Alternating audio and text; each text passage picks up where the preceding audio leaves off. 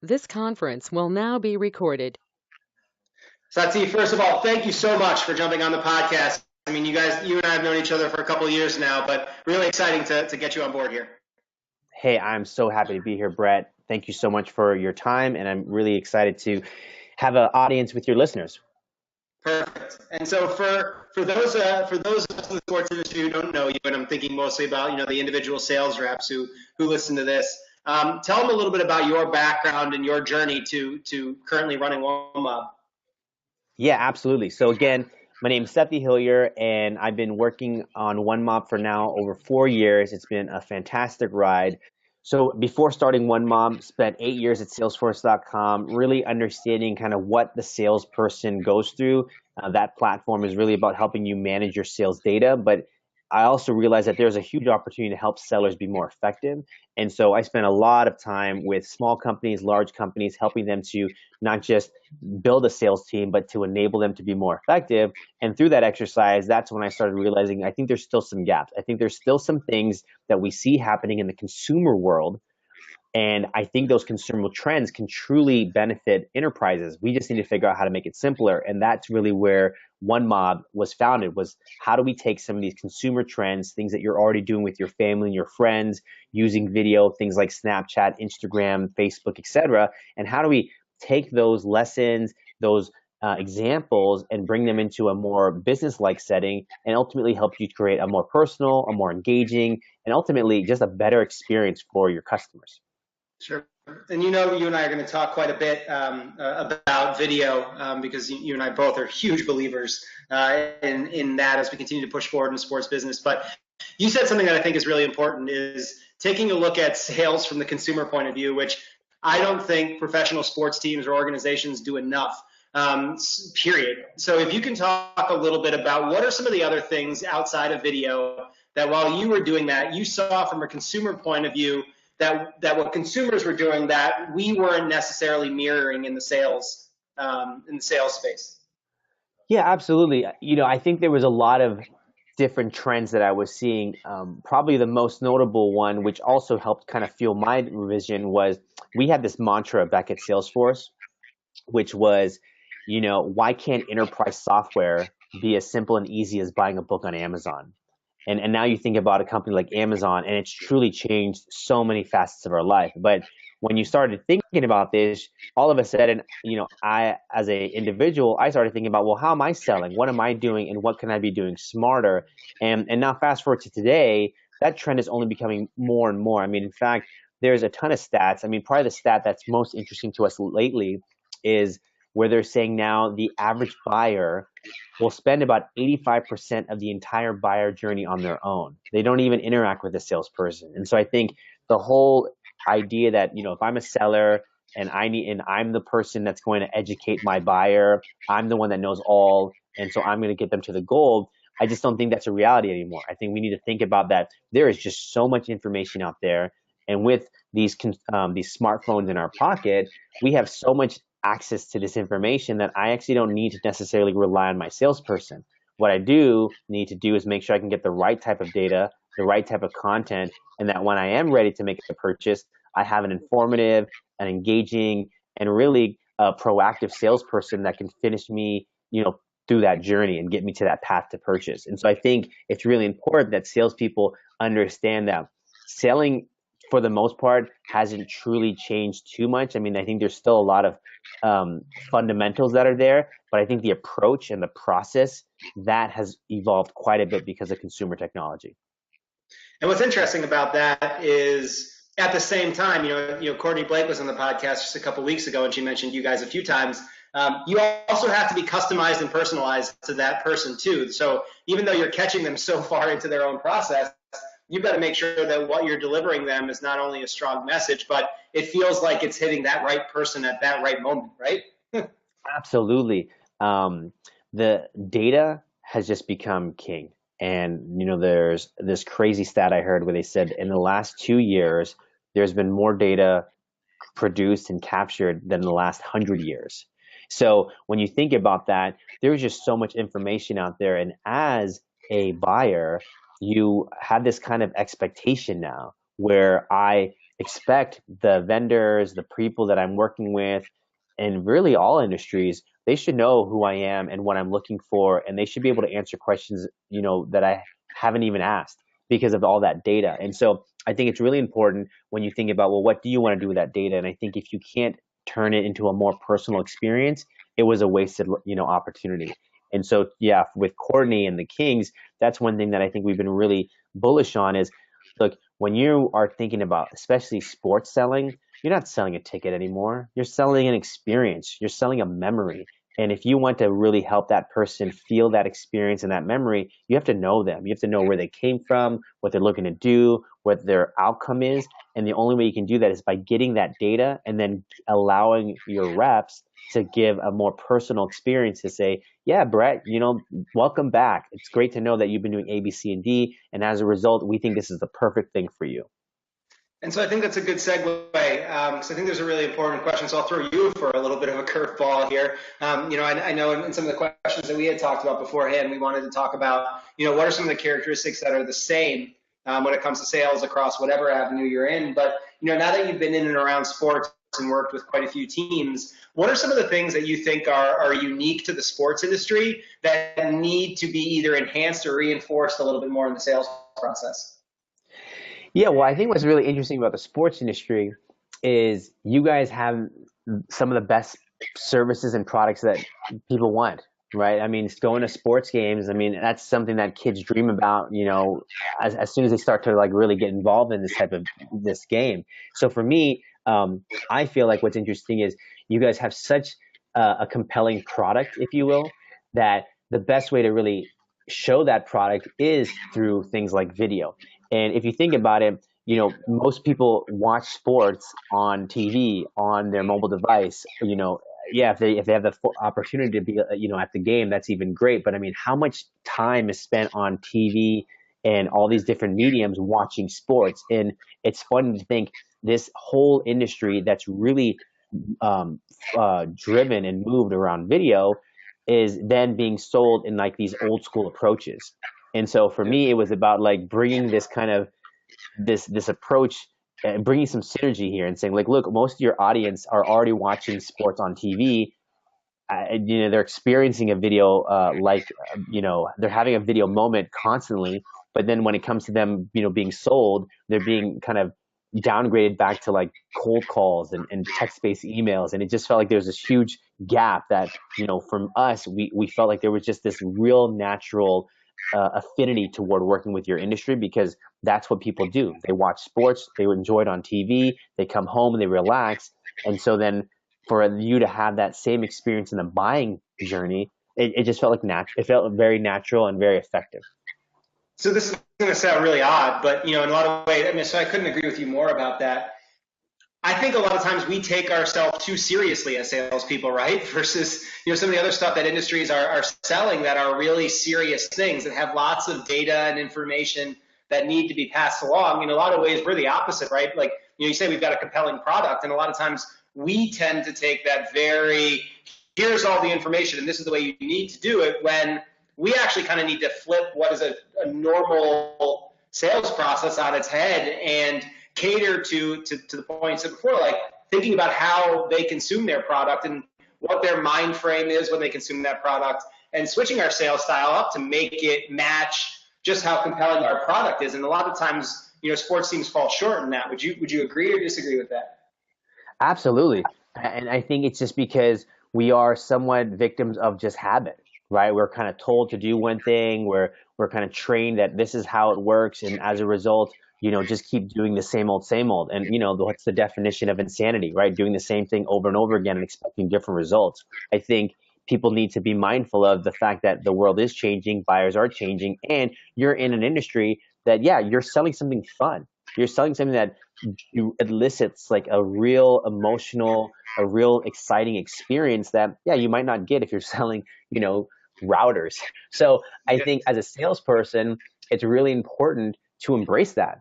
And if anything, leverage that excitement and say, hey, I'm selling tickets to this upcoming game, or check out this new arena that we're built, or check out, the players. And, that's probably some of the best things I've ever seen in the past, or are involving the experience, right? Involving the other parts of the sports, like the players, the coaches, the actual arena, the excitement, the buzz, the roar, all of that stuff you can capture really well, using things like video, and then giving that to your buyers and saying, look, this is what we want to bring you into. This is what we want to make sure that you can experience this week, this weekend.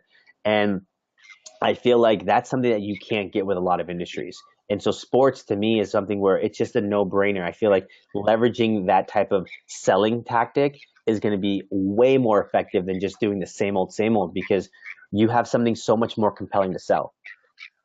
Yeah, and I think it's such an important point because it really is so difficult. And I know reps struggle with this all the time, which is crazy that video isn't bigger in sports, is that reps struggle to get that excitement into a phone call, an email, into a picture, into a text, right? Like in all the traditional channels with how we communicate with people, we have such a struggle to be able to do it, that video is such a simple solution and impactful solution, yet it's something that still seems way too newfangled for us to introduce into our process. Yeah, but I will say that I feel like it's folks like you who are going to help change that. Because it's unfortunate that you do have all of these new things that are coming out there, and I can understand as a rep, especially if you're straight out of college and you're trying to figure out what you want to do, you are going to fall back to kind of what is just been told to you, and it's sometimes difficult to kind of think outside the box. And I'll say, for instance, like in my opinion, you, Brett, like I think you've been able to kind of help shape and influence sellers to do think differently. And it's folks like you that I love working with, because you guys are the ones that are going to change these ways, right? You are the ones that are going to change this culture and help them to embrace technology and do different things in a more impactful way. It takes time, but I think together, the more Bretts that I get to work with, the better, because that's what's going to benefit the ultimate buyer. Well, I appreciate that. And it's something that, we're certainly aiming to do here. And, and I think it's products like yours that help that process. But ultimately, a lot of it really is just taking a step back and thinking about, even though you as a manager may have done it this way, there's a big opportunity to take a step back and say, well, that's not the generation of sales reps that are coming into our organizations every day.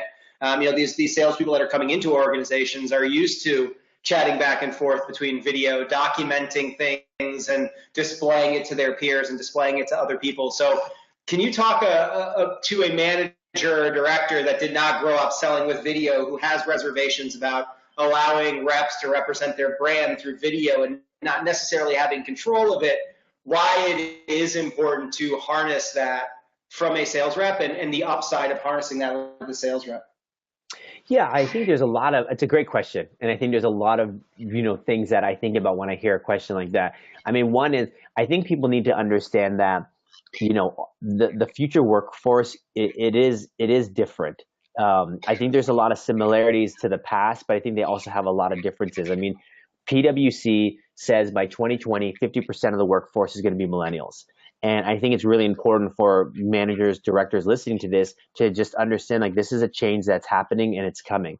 And millennials, I do feel like they sometimes get misrepresented. I feel like they end up getting this kind of negative brand that, they are a certain way. But when I see them and when I work with them, what I realize is here's a bunch of people who are truly, they want to be autonomous. They want to create. They want to be in an environment where they're not necessarily being micromanaged, and they're given an opportunity to do something different that's going to help. And, at the end of the day, you're going to have like a bell curve, right? You're going to have kind of your high performers and your bottom performers in the middle. But for me personally, if I as a manager can give my employees an autonomous environment where they can truly, own their process and master, these types of new things that they can ultimately help them be more effective, more engaging with their buyers, I think it's going to help them find that they're getting more of a purpose out of their job.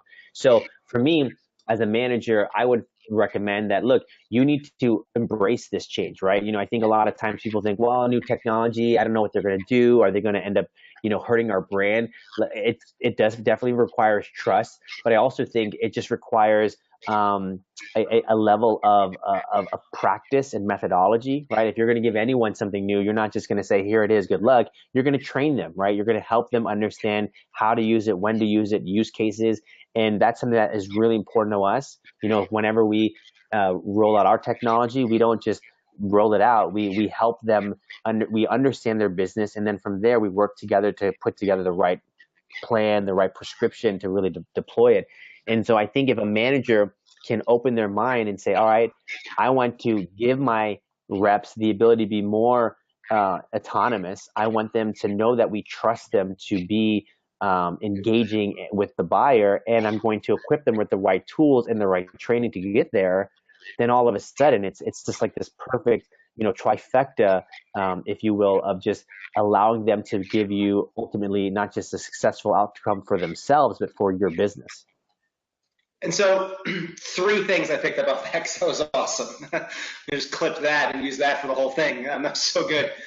One of the things that's really important is that, I know I'm getting pretty old right now, but and maybe you probably went through this too from a sales standpoint, but there was a time, right, when, and I think this is what's important to remember, there was a time when people wondered if email was going to be a tool to be able to pass along information in a way that would move the sales process forward, right? Like what we're going through in video now isn't much different than when email started to be incorporated in the sales process. It used to be just phone and face-to-face meetings. Now what people think of as traditional sales channels are phone, email, and face-to-face meetings. So this evolution is kind of mirroring what happened around email. Am I crazy when I say that, or are there a lot of similarities between how email got introduced and how video is being introduced? Absolutely. I mean, it's so funny when you say that. I mean, there is a history, not too long ago, where people didn't even have emails. And the people who had emails were truly just like a very small like percentage. And we were just kind of getting by with the technologies you mentioned, right? With voicemails and phones and face to face. And what happened over time? I mean, even if you think about email isn't something where it's just, only a couple people can have email and it can be effective. I mean, for an organization to truly embrace email, like every employee needs email. And now all of a sudden that's what you get. And that's just kind of how life is. And for me, I think with video, that is where we're going. I mean, and you kind of see it already. Like everybody physically has the ability to record a video at any time of their life. I mean, pretty much everyone has a smartphone. Now it's just a question of how do you use this in, different aspects of your life, not just personal, but professional. And so for me, it's like the infrastructure is there. Now all we need to do is just help people make sense of this infrastructure and help them understand like how that this is going to be part of their workflow. And I'll be the first to admit, I don't want people to think that video is, the end all be all, right? It's just part of your toolkit, right? Phone's not going away. Face to face is awesome, but it's not always available.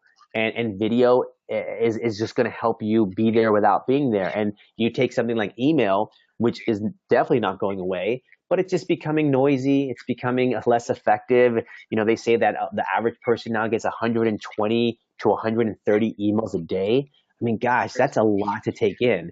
And so if I, as a salesperson, can make, my emails, if I can sprinkle in some videos from time to time and make my content more engaging with video, that to me just feels like a natural extension of just making this platform even more effective, and then ultimately getting us to a world where video is just table stakes. It's just part of the dialogue.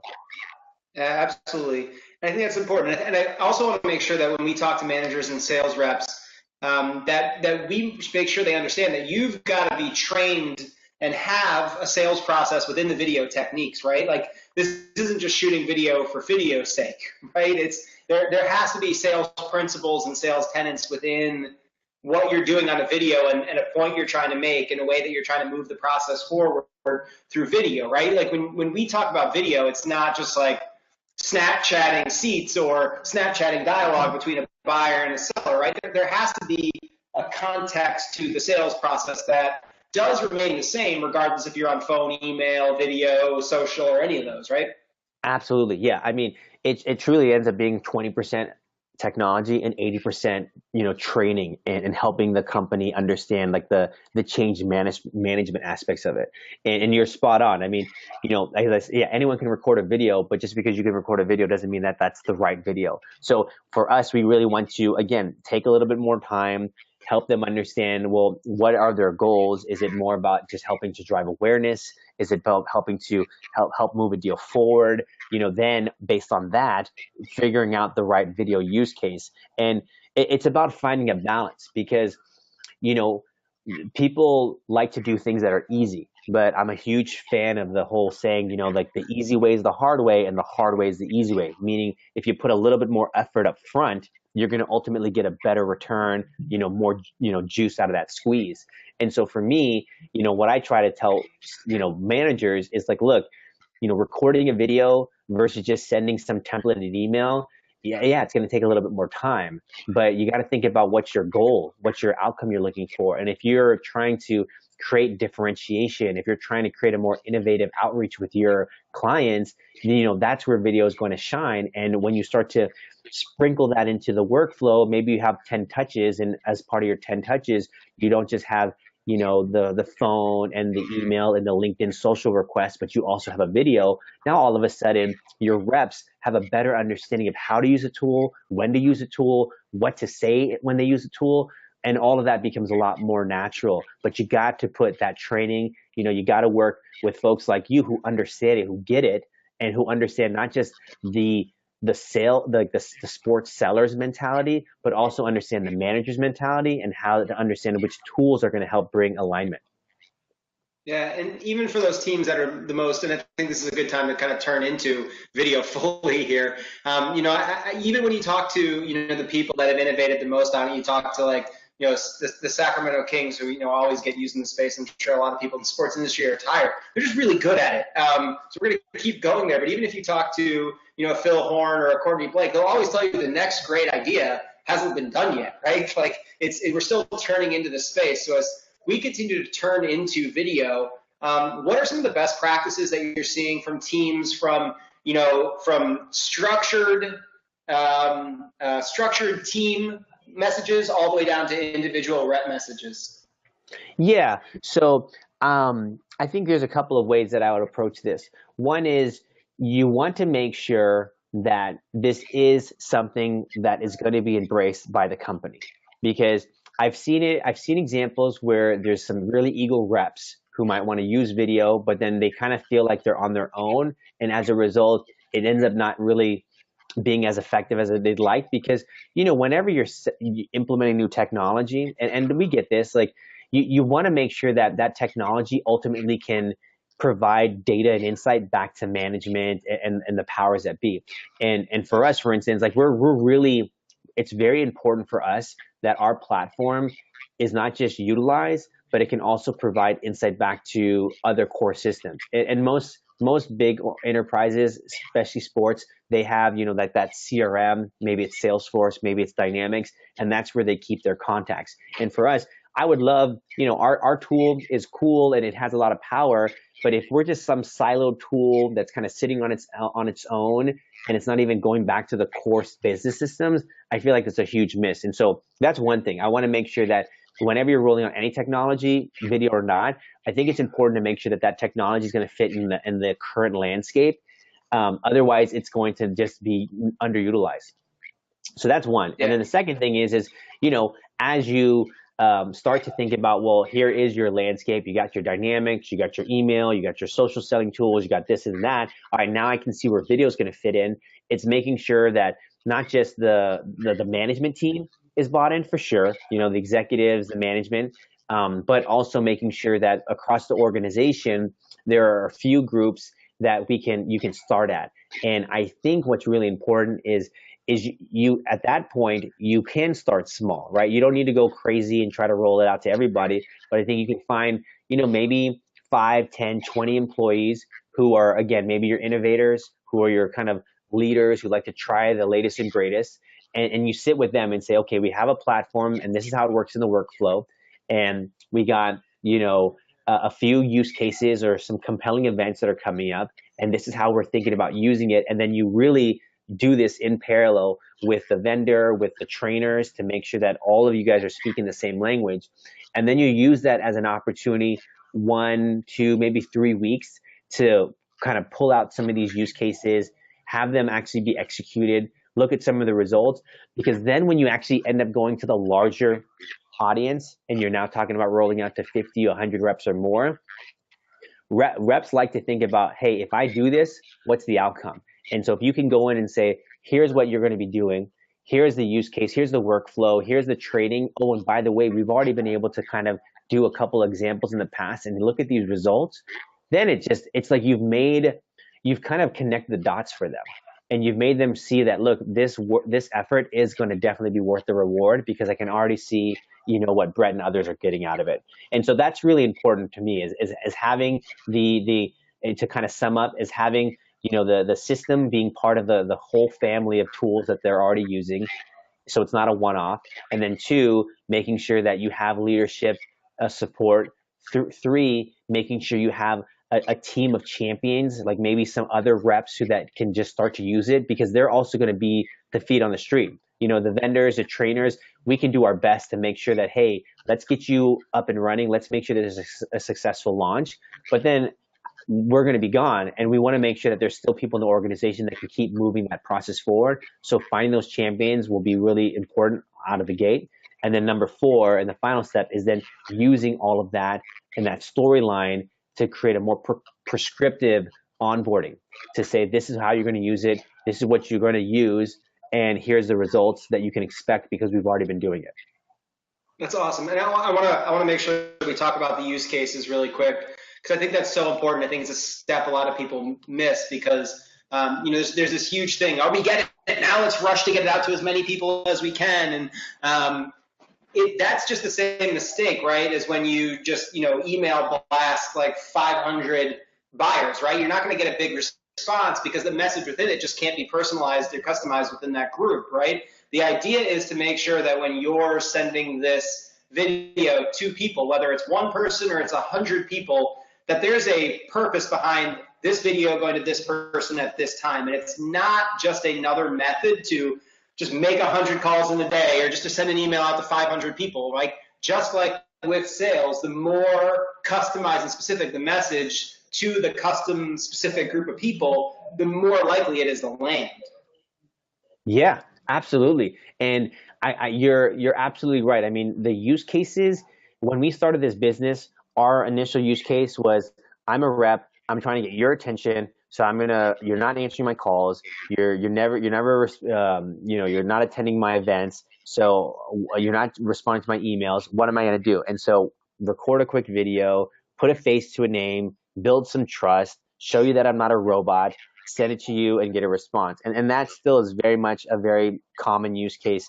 But now it's evolved. There's so many other use cases, but I would say some common use cases are, just putting that face to a name, introducing yourself, especially, in the sports industry, where there's a lot of change in roles. There's a lot of new faces. There's a lot of new hires. And so as a buyer, I might be a season ticket holder for the last 10 years. And now all of a sudden I got this new guy. Like, if you can kind of personalize it, people like to buy from people they like. People like to buy from people they trust. So if I can maybe personalize it, put a face to a name, and send that as an introduction, or just hey, I just want to thank you for being a great customer of ours. All of a sudden, it just starts to build that goodwill. And what's nice is those videos you can do in 2 ways. I think a lot of people, when they think about videos, they think it's got to be one-to-one, and what ends up happening, it feels very overwhelming. Like, what, I got 100 accounts. I don't have time to record 100 videos. And for me, I don't think that is the right approach. I think you have to break your accounts up. You got accounts that, you are typically good to go. They're good accounts, but you just want to kind of check in. Maybe that's like 60% of your accounts. Those can be more of a general message, like, hey, this is Sati. Just want to make sure you're aware, like, the new season's about to start. Check out the schedules. Want to make sure that if you have any questions, I'm here for you, yada, yada, yada. And that can be sent out. That could be put in your signature. That could be put in some social platforms as more of a broadcasted message. And then for those other 40%, then you can start to think about, well, where are we at? Are they not responding to me? Did they fall off? Do I want to send them like just a quick one-off video where I can just say, hey, we were talking a couple weeks ago. I haven't heard from you. Like, is everything okay? You'll be surprised. Getting a personal video like that, more often than not will elicit a response, because people don't like to be rude, right? Especially if you're going to take the time to send me a personal video, I'm going to take the time to give you a yes or even a no, because that helps as well. Or it's just more of like, hey, we closed it. We've now had a great meeting. There was a few follow-up actions, and I want to make sure I stay on top of it, because this account could be like my whale for the quarter.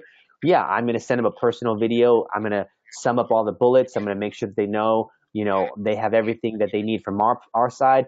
That hand holding, everything I can do to get you across the goal line in a personal, in an engaging way as well, that can be great. And we typically don't just see sales using it, service retention teams as well, right? I mean, you think about all of the things that a customer goes through, from awareness to prospecting, into like trying out the platform, looking at all the different things that you guys have to sell, your promotions, your packages, and now I'm actually your customer. Even after the fact, customers still want to get insight, right? It's like a marriage. You have to continue to put love and attention and into this relationship. Otherwise, they're just going to be like, is that it? Like, now that you got the money from me, you're never going to talk to me. And so for me, I feel like this is something where you really want to look at the entire customer journey, and then you want to look at, where do you guys feel that there could be areas where you can improve, and go from there. I mean, I'll be very honest. Like, if you're the Warriors right now, like, they're not having trouble like selling tickets, but maybe there's other aspects of their business where they want to make more personal. So it's just about knowing your current landscape of how you take a customer womb to tomb, and then figuring out, well, where are there areas where we can be more personal, more engaging, and help our reps.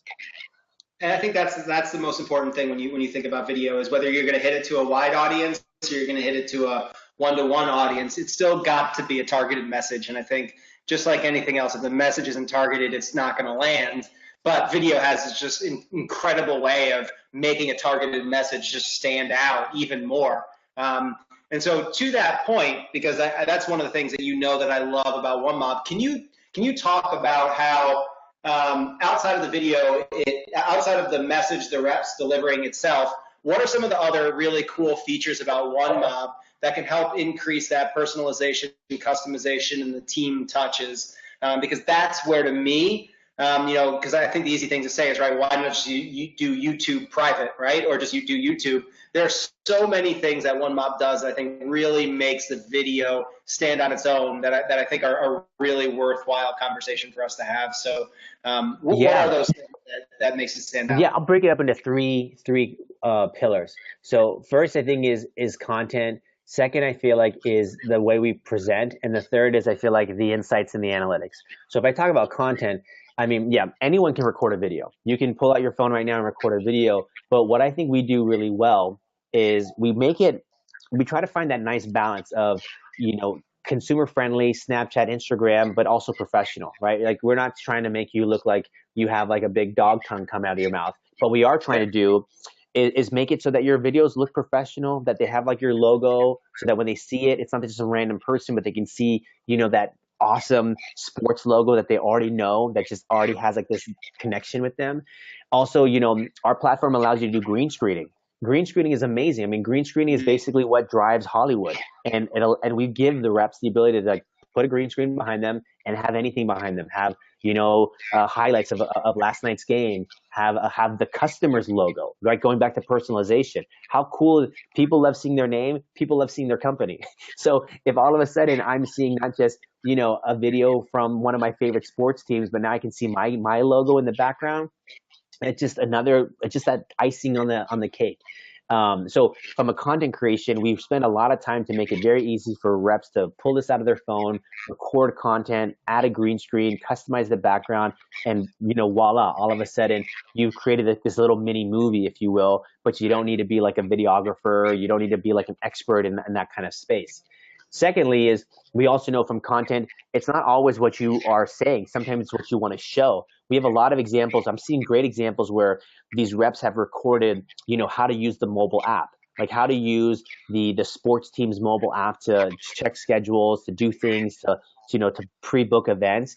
And so what they're doing is they're actually using our other technology, which is called OneScreen, where you can record your screen, record your phone screen, record your computer screen, and walk people through like, hey, this is how you use our products, how you use the portal, so that again the customer feels just more educated, more equipped to be successful. So that's the content. And then the other big component is how you present it. And so for us, when we started this business, a lot of people thought, oh, you guys are like YouTube. You can share videos. But then what we realized is that, well, actually, we do video sharing, but we do a lot more. And we do tell people, like, look, YouTube is fantastic. It's not going anywhere. But if I'm a seller, let's be honest, the last thing I want you to do is end up on YouTube, because if I send you to YouTube, you're going to get subjected to ads. You're going to probably see competitive information, and you end up might getting totally distracted, and you're looking at cat videos or something. So for us, we want to make it very easy for the reps to create content, put it on a web page that we allow you to do. You can literally build a mini web page, like all drag and drop, put not just a video, but now put documents, presentations, proposals, website links, you name it, and send you that whole web page of content. Because if you think about video is an amazing hook. It is that Trojan horse that's going to get their attention. But then once I have your attention, video is only part of the conversation. Tell me about other things that you want me to know about. Again, promotions, things like that. And so our webpage is everything else. It gives you all the other content in one place. I don't need to hop around. And so now I, as the buyer, I can see everything I need in one place. And as I'm clicking around and as I'm watching things and watching videos and viewing presentations, that means with the third part of our platform, which is the insight. We will track everything. Most platforms will just track one thing. Did you view the slide? Did you watch the video? We track all of that and more. What else how much time they spent on the page, etc. And again, to me as a rep, that's a huge, huge opportunity, because I can use that insight to follow up accordingly. I can use it to know that when I follow up, I can talk about the relevant things. If I've shared 5 pieces of content and you only looked at 2 of them, why do I need to talk about those 3? Let me just focus on the 2 things that you care about. So giving you that insight, not just to the rep directly, but even tying it back to the CRM, which is why I was really bullish earlier about making sure we're part of the workflow. That's really important too, because then again, over time, you can look at trends and reps can say, I have 100 accounts, and I notice of my 100 accounts, the 50 or 60 that keep closing, it's because I keep sending them these 4 or 5 pieces of content. So now as a rep, I'm going to be like, I just need to keep I got to double down there. So those are a lot of those are probably the 3 biggest components of the platform: content creation, the web pages for a better presentation and a better delivery of more than just video, and then the insights and the analytics. That's awesome. And so I think that's such a perfect presentation of the value of it. Can you talk? I think this is one thing that I wanted to make sure I asked. What is one thing or 2 things that you've seen reps done that on it, or teams do on it, that have just been absolute home runs so far? Maybe one thing that a team did where the campaign itself was a home run, and then one thing that you saw an individual rep do that you were like, man, that's good. Like, that was awesome. Yeah, man, there's so many to choose from, but just off the top of my head, there was a sports team I was working with, and they actually put this on LinkedIn, so you can probably find it. It was one of the reps from the White Sox, and maybe not 100% comfortable with recording a video themselves. And you get that, right? Not everyone's comfortable with recording a video themselves. Sometimes it takes a little bit of time, but that's okay, because people just like watching videos, and it can be a video of you or something else. And what this rep did is he literally had like a first person type of experience of holding a hot dog and walking to the seats. So he's recording a video of him with the hot dog in his hand. So all you do is you see the hot dog and it's moving through the bleachers, and it gets to right, next to the dugout. He sits down, right then, like, the batter hits the ball. He's enjoying his hot dog. And the whole thing that I thought was so effective was like, this is what you can be doing right now. This is what your team can be doing right now. And he sent that video, but actually what he ended up doing, which I thought was also great, is we have this nice integration with LinkedIn. So he posted the video on LinkedIn, and that video, and it's probably a lot longer now, but a lot more now. But I think within the first week, it got over 12,000 views. And if you think about as a seller to get that type of engagement, that's just unheard of. So that's one thing I thought that was just fantastic. And again, it also made me realize, like, these videos don't have to be about you. They can be about something else, and they're just as engaging. And then from a more kind of a widespread thing was, and I'll be doing a blog about this a little bit later, but another manager, he knew that there was some compelling events coming up. They've tried some traditional methods to get some engagement. They weren't working really well. So what this manager did is he put together a page with some content, with some RSVP buttons on it, and he just told the reps, "Hey, I've done 80% of the work for you guys. I've already put out all the content. Just do me a favor and record just a quick video saying, hey, I want to invite you to this event." Because he did that heavy lifting and he shared it with his 20 reps, the reps just, spent 2-3 minutes, recorded their video, blasted it out, and immediately they saw like a 10x return in terms of engagement, responses, and even meetings set.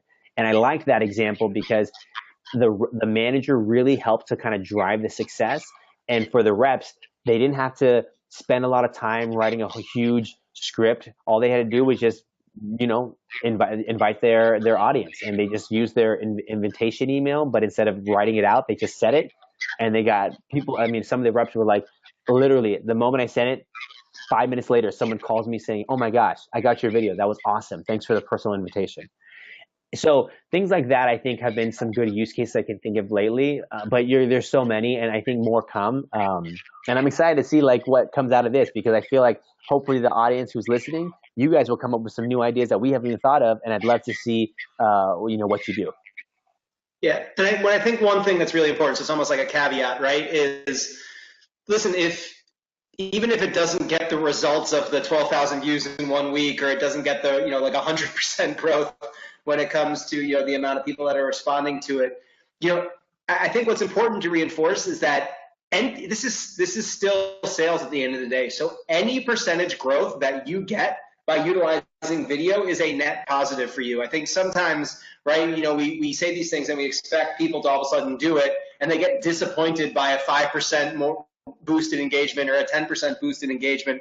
We talk about these other numbers, but those are huge, right? Like, I want to make sure that, we're not saying that, this is exactly what will happen if you do it, but teams should be thrilled if engagement goes up 2%, 3%, 5% by using video, because over time, that amount of increased engagement over the course of a year is probably hundreds of thousands of dollars worth of sales.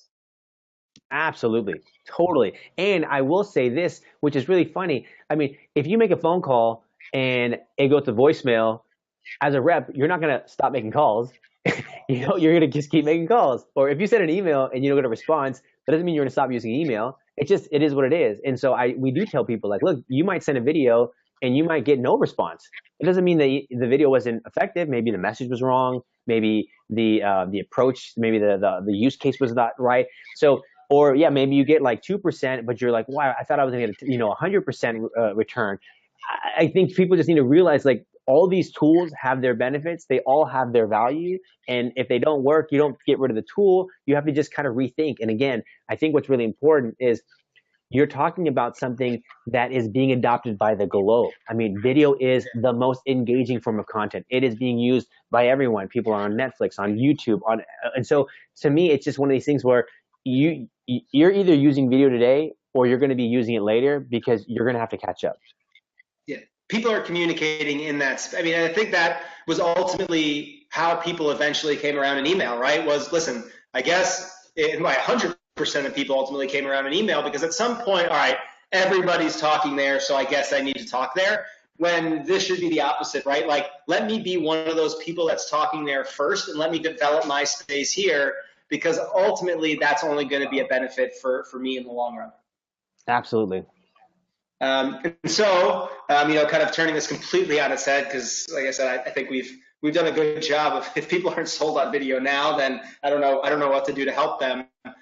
So when you think about you and OneMob and where you want to go, what drives you and what's gotten you to this level of success? Because, as you know, I'm a huge admirer of the company, and I think it's cool for reps when they see successful people and entrepreneurs, that they understand, what gets them up out of bed every morning. Yeah, for me, honestly, I'm driven because I just think this is still so exciting, and we're just scratching the surface. I think when I have the opportunity to work with folks like you and with reps, and I get to see them try this platform and see the results, it sounds kind of cliche or cheesy, but it's really I mean, it's really kind of emotional for me because I feel like I want people to embrace technology. I want them to use technology to help them be more effective. And if our technology can be part of that conversation, like that's awesome because I know it's something where we're not sometimes, I don't feel like sometimes when people think about video, they think, oh, okay, well, I got 10 things I got to do right now. And, what keeps me up at night is probably not video. It's probably something else. Maybe it's a board meeting or something. But for me, what I'm trying to help people understand is there is there are different things that you are going to be doing in your career, and if we can be part of that, I think that's awesome. And that, I think, is what inspires me and what motivates me. I mean, there was actually a totally different use case that's unrelated that I'll just quickly say. An employee at a large company was trying to get a job, a promotion, and was interviewing with like 10 other people, and they're trying to figure out, how am I going to differentiate myself? And so what they ended up doing is they used our platform. They created a video of why they think they need to be the best candidate. They put together a web page of, what they've been working on, their blogs, their personal interests, things like that, sent it to the hiring manager, and they got the job. And I think when I heard that, I thought that was amazing because, again, like, we just want to help people be heroes, be champions. We want to, help the folks who maybe not getting as much attention as they deserve.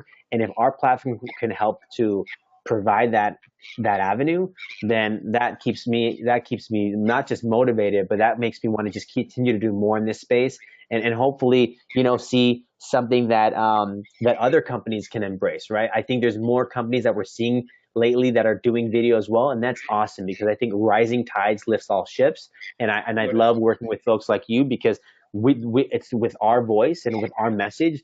This will be something that's not just a thought, not just a nice to have, but it's going to be something that just, again, it's table stakes and it's part of the fabric of sales. Yeah, and I think we both know this is a need to have within the next few years. And so as we just said a little while ago, the further you are ahead on that curve, the more results that are going to come to you down the line once everybody's in that space. So listen, I appreciate the time. This was awesome. I can't imagine anyone listening to this and not wanting to do it.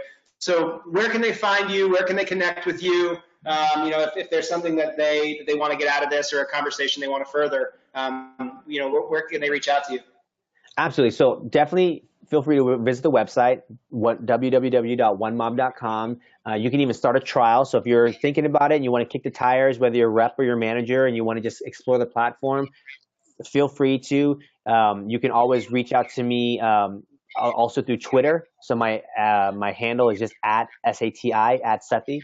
But yeah, start there. And if you have any questions, you can always reach out to our team at OneMob, sales@onemob.com, and we're happy to work with you guys to get you guys up and running and really share some of the successes that we've been seeing with all these other sports teams and bring it to your organization, your league as well.